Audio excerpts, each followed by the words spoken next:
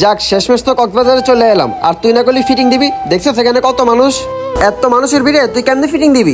আরে শোন, এই জায়গায় মানুষের ভিড় ভিড়তে তো ফিটিং দেওয়া যায় না। অনেকে আছে যে এক বন্ধুর হাতে সব বন্ধু বান্ধবের মানিব্যাগ ফোন দিয়ে রাখে, অগরেই টার্গেট করতে হইব। তোরে দেখায় আশেপাশে দুই একটা পামু, চল। ওই বন্ধু তোরা চালু হয়, জীবনের প্রথম কক্সে আইছি, আজকে গোসল দিব। দাঁড়া দাঁড়া, ওই যে একটা মুরগি পাইছি, দেখ ওর আজকে কেমনে ফিটিং দেই।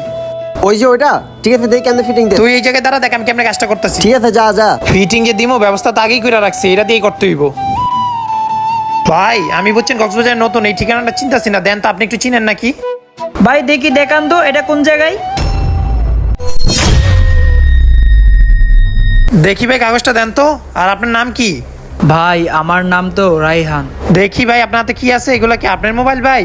এগুলো আমার বন্ধু বান্ধবের, ওরা গোসল করতে নামছে। আর কিছু আছে? ভাই আর একটা মানি ব্যাগই আছে, এটা আমার। ঠিক আছে ভাই, তাহলে যাই আমি। আচ্ছা ঠিক আছে ভাই, ভালো থাকবেন।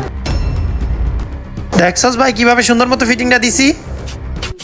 আর গাইজ আপনাদেরকেও বলতেছি, কোথাও ঘুরতে আসলে আপনারা সবসময় সচেতন থাকবে, কারণ এটা আপনার সাথে হইতে পারে। আর এই ভিডিওটা বেশি বেশি করে শেয়ার করবেন যাতে সবাই বুঝতে পারে।